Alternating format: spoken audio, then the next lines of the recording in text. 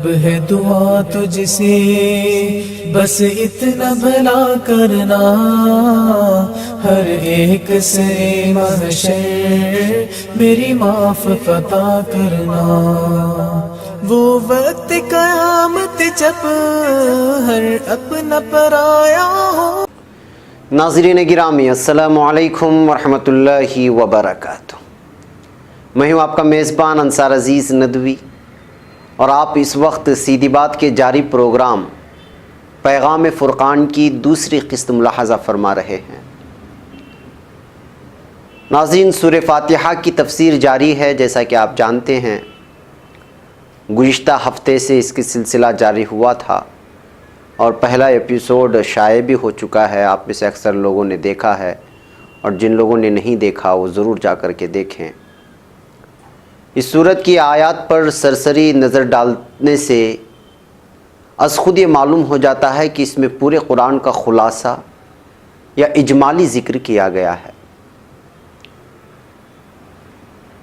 اس اجمال کی تفصیل پر اگر نظر ڈالیں کہ علماء تفسیر نے قرآن کے مضامین کو 5 اقسام میں تقسیم کیا ہے، اگر اجمالاً اس پر نظر ڈالیں گے۔ نمبر 1، تذکیر بآلاء اللہ، یعنی کہ اللہ تعالیٰ کی ان نعمتوں کا بیان جو انسانی زندگی اور اس کی بقا کے لیے ضروری تھیں، اور اس میں زمین، آسمان، چاند، سورج اور ہواؤں اور بادلوں وغیرہ کا ذکر سب کچھ آ جاتا ہے۔ دوسرے نمبر پر آتا ہے تذکیر بایام اللہ، یعنی کہ مخلوق کے ساتھ واقعات اور حوادث کا بیان، اس میں قصص الانبیاء اور نافرمانی کی بنا پر ہلاک شدہ قوموں کا ذکر شامل ہے، یعنی جن قوموں کو ہلاک کر دیا گیا، انبیاء اکرام کے قصے، واقعات اور جو حادثات گزرے ہیں پہلے، اس کا تذکرہ بایام اللہ، تذکیر بایام اللہ میں شامل ہے۔ تیسرے نمبر پر آتا ہے تذکیر بالموت وما بعدہ، یعنی کہ موت کے بعد آخرت کے احوال کیا ہوں گے، اس میں اللہ کے یہاں باس پرس کیسے ہوگی، اور جنت و دوزخ کے سب احوال شامل ہیں۔ اور نمبر 4 پر آتا ہے علم الاحکام، یعنی احکام شریعت، تذکیر بآلاء اللہ، تذکیر بایام اللہ اور تذکیر بالموت۔ یہ تینوں کا جو اس وقت، اس سے پہلے جو آپ سامنے تذکرہ ہوا، ابھی جو میں نے تذکرہ کیا، سب کا مقصد حقیقی یہی ہے کہ ان کے ذکر سے انسان کو برضا و رغبت احکام شریعت کی بجا آوری پر آمادہ کیا جائے۔ یعنی ان تینوں چیزوں کو ذکر کرنے کا مطلب یہ ہے کہ انسان شریعت پر عمل کرے اور احکام جو اللہ تعالیٰ نے دیے ہیں اس پر عمل کرے۔ نمبر 5واں آتا ہے علم المخاصمہ، یعنی گمراہ قوتوں کے عقائد باطلہ کا رد، یعنی اسلام کو چھوڑ کر کے جتنی بھی دین یا مذاہب یا پھر سماج و طبقات ہیں جو توحید پرست نہیں ہیں، بعض جو توحید پرست کہلاتے تو ہیں لیکن ان کے اندر شرک کے اعمال پائے جاتے ہیں، عقائد پائے جاتے ہیں، تو ان کا رد کرنا، یہ 5 چیزیں جو ہیں وہ شامل ہیں۔ اب آپ خود دیکھیے اس سورت کی پہلی 3 آیت میں، یعنی بسم اللہ الرحمن الرحیم سے لے کر دوسری بار الرحمن الرحیم تک اللہ تعالیٰ کی ربوبیت عامہ اور رحمت کی وسعت کا ذکر ہے۔ وسعت یعنی اس کی کشادگی، اور یہ تذکیر بآلاء اللہ کے ذیل میں آتی ہے۔ اور جب آپ 4تھی آیت پر آئیں گے مالک یوم الدین پر، تو یہاں پر تذکیر بالموت کا ذکر ہے۔ اور 5ویں آیت پر آئیں گے ایاک نعبد و ایاک نستعین، تو علم الاحکام کا نچوڑ یہاں پر پیش کیا جا رہا ہے۔ اور 6ٹھی آیت پر آئیں گے اہدنا الصراط المستقیم، اللہ سے دعا اور تعلق باللہ پر یہ آیت مشتمل ہے، اور یہ آیت علم الاحکام کے ذیل میں آتی ہے۔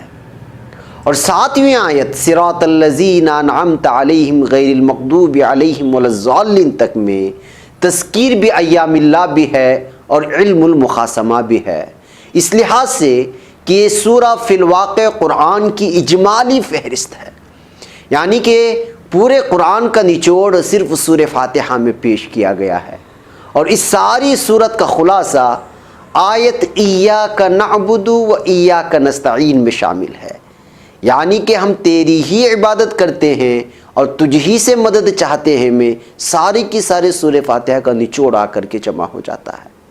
یعنی انسان صرف ایک اللہ کی عبادت کرے جس میں کسی قسم کے شرک کا شائبہ تک نہ ہو۔ جی ہاں ناظرین، اس سورہ کا نام الشفا اور الرقیہ بھی ہے، اور ان ناموں کی وجہ تسمیہ درج ذیل حدیث ہے، یعنی جو حدیث میں اس وقت آپ کے سامنے بیان کرنے جا رہا ہوں۔ وجہ تسمیہ یعنی کہ اس سورہ کا نام شفا اور رقیہ کیوں پڑا، کیسے پڑا، وجہ تسمیہ اس کو کہا جاتا ہے۔ سیدنا ابو سعید خدری رضی اللہ عنہ کہتے ہیں کہ آپ صلی اللہ علیہ وسلم کے کئی اصحاب عرب کے قبیلے پر پہنچے جنہوں نے ان کی ضیافت نہیں کی۔ اتفاق سے ان کے سردار کو بچھو نے کاٹ لیا تھا۔ وہ صحابہ رضی اللہ عنہم کے پاس آئے، چونکہ وہاں پہ تھے وہ لوگ، اور کہنے لگے تم میں سے کسی کے پاس بچھو کے کاٹنے کی کوئی دوا یا منتر ہے؟ انہوں نے کہا ہاں ہے، مگر چونکہ تم نے ہماری ضیافت نہیں کی اس لیے ہم اس کا معاوضہ لیں گے۔ انہوں نے چند بکریاں دینا قبول کر لیا۔ ایک صحابی یعنی خود ابو سعید رضی اللہ عنہ نے سورہ فاتحہ پڑھنا شروع کیا، اور وہ سورہ فاتحہ پڑھ کر پھونک مار دیا۔ چند ہی دنوں میں وہ سردار اچھا ہو گیا، یعنی شفایاب ہو گیا۔ حسب وعدہ قبیلے کے لوگ بکریاں لے آئے تو صحابہ رضی اللہ عنہم کو تردد ہوا، یعنی شک ہوا۔ صحابہ تو صحابہ تھے، لے تو لے لیا، لیکن ان کو تردد ہونے لگا، شش و پنج ہونے لگا کہ کیوں لیا، اور یہ لینا کہ آیا یہ معاوضہ لینا بھی چاہیے کیا نہیں، جائز ہے بھی کہ نہیں ہے۔ اور کہنے لگے کہ جب تک ہم نبی اکرم صلی اللہ علیہ وسلم سے پوچھ نہ لیں یہ بکریاں نہ لینا چاہیے۔ انہوں نے آپ صلی اللہ علیہ وسلم سے پوچھا تو آپ صلی اللہ علیہ وسلم نے فرمایا تمہیں یہ کیسے معلوم ہوا کہ سورہ فاتحہ ایک منتر بھی ہے، یعنی اس میں شفا بھی ہے؟ وہ بکریاں لے لو اور ان میں سے میرا حصہ بھی نکال لو۔ یہ حضور اکرم صلی اللہ علیہ وسلم نے فرمایا تھا۔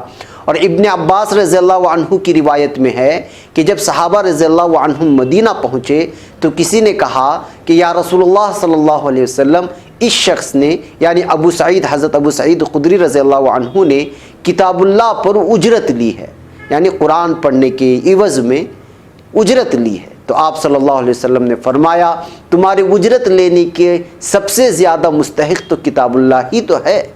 یہ حدیث بخاری کتاب الطب والرق اور باب الرقی بفاتح الکتاب میں درج ہے۔ اس حدیث سے مندرجہ ذیل باتیں معلوم ہوتی ہیں، یعنی جو باتیں اس وقت میں آپ لوگوں کے سامنے بیان کروں گا، اس حدیث سے وہ باتیں ہم لوگوں کے سامنے آتی ہیں جس کو جاننا چاہیے کہ صحابہ رضی اللہ عنہم نے اجرت کا مطالبہ صرف اس لیے کیا تھا کہ ان بستی والوں نے ان کی مہمانی سے انکار کر دیا تھا، بالخصوص ان دنوں میں جب کہ وسائل سفر محدود، سست رفتار اور ہوٹل وغیرہ بھی نہیں ہوتے تھے، اور ملکی دستور یہ تھا کہ مہمانی سے انکار کو قتل کے مترادف سمجھا جاتا تھا۔ اور نمبر دوسرا یہ کہ اگر دم کرنا یا جھاڑ پھونک کی ضرورت پیش آئے تو صرف کتاب اللہ سے ہی کرنا چاہیے، یا کم از کم دم جھاڑ کرنے والا شرکیہ یا محمل الفاظ نہ پڑے، جیسا کہ آج کل کے نوٹنکی نجومی بابا وغیرہ کچھ نہ کچھ کرتے رہتے ہیں، نہ جانے کیا کیا بڑبڑاتے رہتے ہیں، اور بڑبڑا کر کے وہ کمائی کر لیتے ہیں۔ یہ سب جائز نہیں ہے، صرف اور صرف اللہ کی کتاب سے ہی اس طرح کا جھاڑ پھونک ہو سکتا ہے۔ ضرورت مند لوگ جھاڑ پھونک کی اجرت بھی لے سکتے ہیں، اس کی عوض بھی لے سکتے ہیں، اس حدیث سے معمول پڑتا ہے۔ رہا علی الاطلاق دم کرنا یا جھاڑ پھونک کو ایک مستقل پیشہ بنا لینا، یا خانے بنا کر یا محمل الفاظ سے تعویذ لکھنا، انہیں پانی میں گھول کر پلانا، گلے میں لٹکانا یا کسی دوسرے جگہ باندھنا، ایسے سب کاموں کی شریعت میں کوئی بھی گنجائش نہیں ہے، اور اللہ کو ناراض کرنے والے کاموں میں سے ہمیں پرہیز کرنا چاہیے، ایسے کاموں سے جس سے اللہ اور اس کے رسول ناراض ہوتے ہیں۔ ہم اپنے اگلے پروگرام میں ناظرین پیغام فرقان کے ذیل میں قرآن کی آیات کی تفسیر کا یہ سلسلہ ضرور جاری رکھیں گے۔ ہم کوشش کر رہے ہیں کہ ہر ایپیسوڈ میں آپ کو کوئی نہ کوئی سبق ملے، کوئی نہ کوئی پیغام آپ تک پہنچے، اور اس کا سلسلہ ہم ٹوٹلی یہاں ختم کر دیتے ہیں تاکہ نیا سلسلہ جب شروع ہو تو وہاں نیا دیکھنے والا بھی انداز لگائے کہ وہ اس ایپیسوڈ سے فائدہ اٹھا رہا ہے۔ جی ہاں ناظرین، آج کے لیے بس اتنا ہی۔ انشاءاللہ اگلے ہفتے پیغام فرقان میں اور تفصیلات کے ساتھ آپ سے حاضری ہوگی۔ جانے سے پہلے آپ لوگوں سے درخواست کر لوں کہ جن لوگوں نے ہمارے پروگرام کو، ہمارے چینل کو سبسکرائب نہیں کیا ہے وہ ضرور کر لیں، تاکہ اس طرح کی ویڈیوز آپ تک پہنچتے رہیں اور آپ لوگ استفادہ کر دیں اور دوسروں تک بھی ہمارے ان لنک کو شیئر کرنے کی زحمت اٹھائیں۔ السلام علیکم ورحمۃ اللہ وبرکاتہ۔ رب ہے دعا تجھ سے بس اتنا بھلا کرنا، ہر ایک سے محشر میری معاف عطا کرنا۔ وہ وقت قیامت جب ہر اپنا پرایا ہو،